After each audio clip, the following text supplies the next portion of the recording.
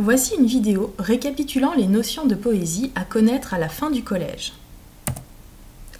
Donc à la fin du collège, tu dois maîtriser la forme d'un poème, c'est-à-dire reconnaître si c'est un poème en prose, en vers libre. Tu dois connaître plusieurs éléments de la versification, donc savoir compter les syllabes pour identifier le type de vers, savoir analyser le rythme des vers, ainsi que les rimes, que ce soit la richesse ou les schémas de rimes, identifier et nommer les strophes, les formes fixes et les formes visuelles. Évidemment, tu dois aussi bien connaître les figures de style, donc n'hésite pas à regarder la vidéo qui y est consacrée. D'abord, qu'est-ce que la poésie ? La poésie est un genre littéraire créatif qui peut prendre différentes formes et aborder tous les sujets. Elle a son propre langage, plus imagé, plus musical et plus émouvant que le langage ordinaire. Je te propose des citations d'auteurs de poésie. Donc j'ai mis en violet les citations qui se rapportent à l'émotion. Donc par exemple Musset qui dit que la poésie c'est faire une perle d'une larme. Donc transformer une larme, une émotion personnelle en une œuvre d'art. Ou Charles Baudelaire qui nous dit que c'est l'art d'évoquer les minutes heureuses. Ou encore Victor Hugo qui nous dit que la poésie c'est tout ce qu'il y a d'intime dans tout. En vers, j'ai mis les citations qui sont en rapport avec les images. Donc, par exemple, donner à voir. Le poème est une grappe d'images. La poésie, c'est comme les lunettes, c'est pour mieux voir. Et enfin, en rose, une citation qui résume un petit peu tout cela. La poésie est l'ambition d'un discours qui soit chargé de plus de sens et mêlé de plus de musique que le langage ordinaire n'emporte. Alors, la première chose, tu dois savoir distinguer un poème en prose d'un poème en vers. Donc un poème en prose est un poème qui n'est pas écrit en vers, mais en prose. Autrement dit, il ne respecte pas le retour à la ligne au bout d'un certain nombre de syllabes. Donc comme il n'est pas en vers, il ne peut pas contenir de rime. Il se distingue d'un texte non poétique par son travail sur le rythme et les images. A l'inverse, un poème en vers est un poème dont la mise en page ne respecte pas les codes de la prose. Donc chaque vers démarre en général par une majuscule et comporte un certain nombre de syllabes avant de retourner à la ligne. Et lui peut contenir des rimes. Voici deux exemples. Texte 1. Celui qui regarde du dehors à travers une fenêtre ouverte ne voit jamais autant de choses que celui qui regarde une fenêtre fermée. Il n'est pas d'objet plus profond, plus mystérieux, plus fécond, plus ténébreux, plus éblouissant qu'une fenêtre éclairée d'une chandelle. Ce qu'on peut voir au soleil est toujours moins intéressant que ce qui se passe derrière une vitre. Dans ce trou noir ou lumineux, vit la vie, rêve la vie, souffre la vie. Donc le texte 1 est en prose, on voit qu'on ne retourne pas à la ligne au bout d'un certain nombre de syllabes, mais simplement parce qu'on n'a plus de place. D'ailleurs, on reconnaît un alinéa, donc comme un paragraphe en prose. Le texte 2, automne malade et adoré, tu mourras quand l'ouragan soufflera dans les roseraies, quand il aura neigé dans les vergers. Donc là, par contre, c'était un poème en vers, puisqu'on voit qu'on retourne à la ligne au bout d'un certain nombre de syllabes et qu'on repart en majuscule même si la phrase n'est pas terminée. D'ailleurs, on observe qu'il n'y a pas de ponctuation. Alors, on va rappeler ce qu'est un vers. C'est un ensemble de mots écrits sur une même ligne. En général, le vers commence par une majuscule et se caractérise par le retour à la ligne au bout d'un certain nombre de syllabes. Le texte 2 de la diapo suivante, le poème de Guillaume Apollinaire, était en vers libre, c'est-à-dire que les vers sont très irréguliers. On avait sur cette première strophe un vers de 9 syllabes, puis 15, puis 6, puis 4. A l'inverse, les poèmes plus classiques respectent ce qu'on appelle les vers réguliers, donc c'est-à-dire des vers mesurant 12, 10 ou 8 syllabes le plus souvent. Donc tu dois savoir les identifier, donc savoir qu'un alexandrin, c'est un vers qui a 12 syllabes, un décasyllabe, 10. Un octosyllabe 8, et plus rarement un hexasyllabe 6.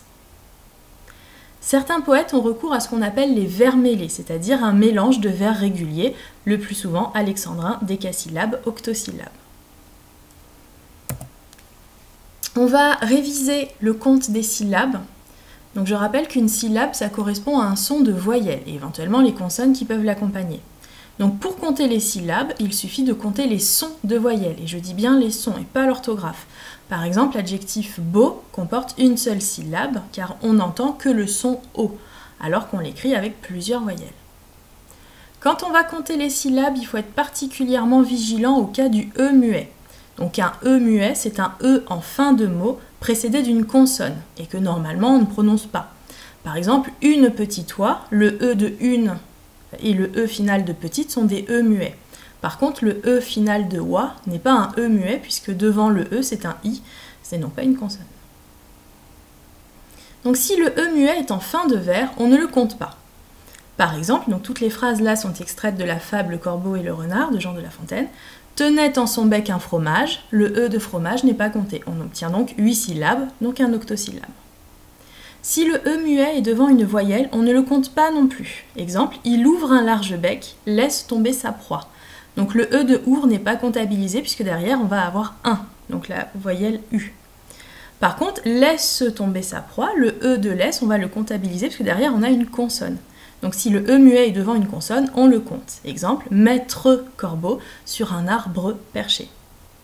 Donc là, tu vois que cette fable de La Fontaine était en vers mêlés, puisqu'on a un mélange d'octosyllabes alexandrins et décasyllabes. Ensuite, le rythme des vers.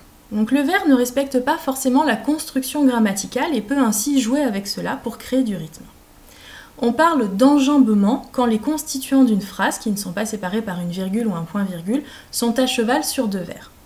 Il existe deux types d'enjambement, le rejet et le contre-rejet. Dans le rejet, une partie de la phrase se termine en début de vers suivant, ce qui va créer une surprise. Exemple, je fais souvent ce rêve étrange et pénétrant, et on va avoir le rejet juste au vers d'après, d'une femme inconnue. A l'inverse, le contre-rejet, le début de la phrase, occupe la fin du vers précédent pour créer un effet d'allongement. Exemple, un éclair, puis la nuit, fugitive beauté, dont le regard m'a fait soudainement renaître. Alors, je t'ai mis d'autres exemples d'enjambement. Alors là, ça provient d'un texte théâtral, Cyrano de Bergerac, mais qui est écrit en vers, en alexandrin. Donc, par exemple, dans la réplique de Cyrano, « Certes, ce sentiment », donc on a le début de la phrase qui va être poursuivi après, donc c'est un contre-rejet. Pareil pour « J'entendis rire un peu le bonheur né de mon sacrifice », alors que chaque regard de toi suscite une vertu nouvelle. On a un rejet de l'adjectif au vers suivant. Et enfin, commences-tu à comprendre à présent, voyons, etc. C'est un contre-rejet. Ensuite, tu dois connaître la distinction entre césure et hémistiche. Donc les vers réguliers, donc tu te souviens, les alexandrins, décasyllabes et octosyllabes, sont divisés en deux hémistiches. Un hémistiche, c'est donc une moitié de vers. Donc 6 syllabes pour un alexandrin, 5 pour un décasyllabe, 4 pour un octosyllabe. Et la césure, c'est la séparation du vers en deux hémistiches, qu'on symbolise par deux barres parallèles. Dans la poésie classique, la césure permet de marquer un point culminant et donc d'opposer ou de rapprocher les éléments des deux hémistiches. Par exemple, « La mer est ton miroir, tu contemples ton âme ». Ensuite, les rimes. Donc d'abord la définition. Une rime est une répétition d'un ou de plusieurs sons en fin de vers. Attention à la fin de la définition, elle est extrêmement importante. Si le poème n'est pas en vers, on ne peut pas parler de rime. Donc on préférera plutôt dire assonance ou allitération. Tu dois connaître le degré de richesse de la rime. Donc une rime pauvre n'a qu'un seul son en commun, par exemple neige, orage, il n'y a que le son je. La rime suffisante, il y a deux sons en commun, par exemple ravage, orage, ont le son je et a. Et la rime riche qui a au moins 3 sons en commun, donc par exemple orage, rage. Ensuite, tu connais certainement les 3 schémas les plus récurrents de la rime, donc les rimes plates où elles vont se suivre 2 par 2. Donc j'ai symbolisé le reste du vers par les points de suspension et donc on imagine que ce seraient les mots orage, ravage, ombre et sombre qui seraient à la rime. Et donc ça donne le schéma AA-BB. Les rimes croisées vont se croiser, s'alterner, donc on va avoir la rime A, puis la rime B, et retour de la rime A, puis de la rime B. Et les rimes embrassées, c'est comme si la rime A tenait dans ses bras la rime B. Ensuite, les strophes. Donc il faut retenir la définition d'une strophe qui est un ensemble de vers isolés du reste du texte par un blanc.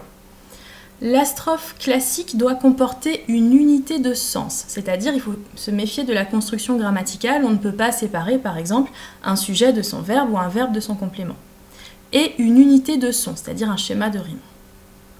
Tu dois connaître certains types de strophes, donc par exemple le 10-1, une strophe qui a 10 vers, le 8-1 qui en a 8, le sisin 6, le quintile 5, le quatrain 4, le tercet 3 et le distique 2. Enfin, tu dois savoir ce qu'est un refrain, donc c'est la répétition d'une même strophe régulièrement dans un poème. D'ailleurs, parfois ça peut être un seul vers. Ensuite, les formes fixes. Les formes fixes, c'est quand un poème respecte une structure imposée. Donc ça peut être sur le type de vers, de strophe, de rime, etc. Donc il y a le sonnet, un poème de 14 vers répartis en 2 quatrains puis 2 tercets. L'ode, un poème divisé en strophes semblables par le nombre et le type de vers. La ballade, attention avec 2 L, un poème composé de 3 strophes identiques par le nombre de vers, puis d'un envoi, c'est-à-dire une demi-strophe, la moitié. Le rondeau, un poème de 13 vers répartis en 3 strophes contenant un refrain et n'utilisant que 2 rimes. Et un haïku, un poème d'origine japonaise de 3 vers célébrant la nature en captant un instantané. Un exemple de sonnet: heureux qui comme Ulysse a fait un beau voyage, ou comme celui-là qui conquit la toison, et puis est retourné, plein d'usage et raison, vivre entre ses parents le reste de son âge. Quand reverrai-je, hélas, de mon petit village, fumer la cheminée, et en quelle saison reverrai-je le clos de ma pauvre maison, qui m'est une province et beaucoup d'avantages? Plus me plaît le séjour qu'ont bâti mes aïeux, que des palais romains le front audacieux. Plus que le marbre dur me plaît l'ardoise fine, plus mon Loir gaulois que le Tibre latin, plus mon petit Liré que le Mont Palatin, et plus que l'air marin, la douceur angevine. Donc on voit bien qu'il s'agit d'un sonnet puisqu'on avait 2 quatrains puis 2 tercets. Ensuite, un exemple d'ode. Il pleure dans mon cœur comme il pleut sur la ville. Quelle est cette langueur qui pénètre mon cœur? Ô bruit doux de la pluie, par terre et sur les toits, pour un cœur qui s'ennuie. Ô le chant de la pluie. Il pleure sans raison dans ce cœur qui s'écœure. Quoi? Nulle trahison? Ce deuil est sans raison.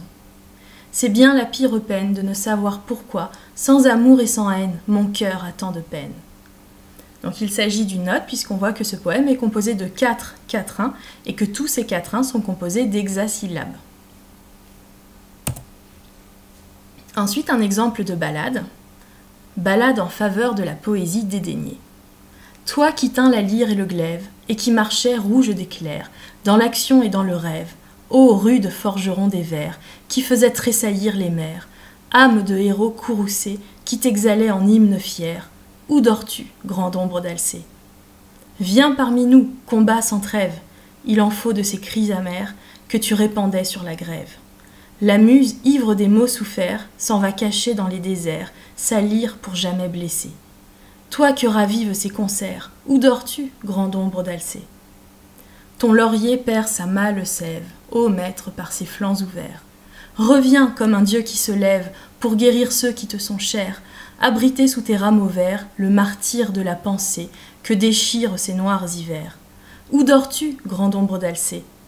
Que ton courroux brûle mes chairs, donne-moi ta haine amassée sur la terre et dans les enfers. Où dors-tu, grande ombre d'Alcée? Donc là, on reconnaissait qu'il s'agissait d'une ballade puisqu'on avait 3 huitains plus un quatrain, donc la moitié d'un huitain, qu'on appelle l'envoi. Entre parenthèses, il y avait aussi un refrain. Un exemple de rondeau. Le temps a laissé son manteau de vent, de froidure et de pluie, et s'est vêtu de broderies, de soleil luisant, clair et beau. Il n'y a bête ni oiseau, quand son jargon ne chante ou crie, le temps a laissé son manteau, de vent, de froidure et de pluie. Rivières, fontaines et ruisseaux portent, en livrée jolie, gouttes d'argent, d'orfèvrerie, chacun s'habille de nouveau, le temps a laissé son manteau. On reconnaît qu'il s'agit d'un rondeau car il y a 13 vers répartis en 3 strophes et on reconnaît le refrain dans chacune de ces strophes. De plus, il n'y a que 2 rimes en O et en I. Enfin, les formes visuelles. La poésie ne respecte pas non plus obligatoirement la mise en page traditionnelle. Elle peut ainsi jouer avec le sens de l'écriture, la taille, la forme, pour créer des formes plus visuelles. Donc par exemple, le calligramme est un poème dont le texte est mis en page de telle manière à former un dessin en rapport avec le thème. Le scriptoforme est un poème écrit directement sur un dessin, dont une lettre représentative du thème est mise en valeur. Et l'acrostiche est un poème dont les premières lettres ou les premiers mots de chaque vers forment un mot ou une phrase si on les lit verticalement. Donc voici quelques exemples de calligrammes. Donc la tour Eiffel de Guillaume Apollinaire. D'ailleurs, j'ai mis d'autres exemples de calligrammes de Guillaume Apollinaire sur la première et dernière diapo. Un scriptoforme de Michel Beau, donc là on voit c'était le hérisson, donc à chaque fois il a mis en valeur la lettre H, puisque c'est le début du mot hérisson, et ça permet de représenter les épines. Et un exemple d'acrostiche, donc j'ai mis en gras les premières lettres pour qu'on puisse lire Lou, le nom de la femme à qui ce poème est destiné. L'amour est libre, il n'est jamais soumis au sort. Ô loup, le mien est plus fort encore que la mort. Un cœur, le mien, te suit dans ton voyage au nord. Donc entre parenthèses, l'adverbe encore est écrit sans le E. Ce n'est pas une faute d'orthographe de la part de Guillaume Apollinaire, mais c'est ce qu'on appelle une licence poétique. Donc on a l'autorisation pour certains mots de retirer le E final afin de n'avoir que 2 syllabes et ainsi de pouvoir en faire un alexandrin. Enfin, tu dois mémoriser toutes les figures de style puisque dans un poème, tu vas en trouver un certain nombre. Donc là, je t'ai fait un tableau récapitulatif, donc tu dois connaître les figures de rapprochement, comme la comparaison, la métaphore filée, la personnification ou l'allégorie. Les figures au contraire d'opposition, l'antithèse, l'oxymore, l'antiphrase, le chiasme. Les figures de remplacement, métonymie, synecdoque, périphrase. Les figures d'insistance, l'anaphore, l'assonance, l'allitération, la paronomase, l'accumulation, la gradation, l'hyperbole. Et enfin, les figures d'atténuation, l'euphémisme ou la litote. Cette vidéo est terminée, tu as révisé toutes les notions relatives à la poésie, à toi de les appliquer lorsque tu analyses un poème ou si tu dois en rédiger un. Que la poésie soit avec toi. Merci de ton attention et bon courage!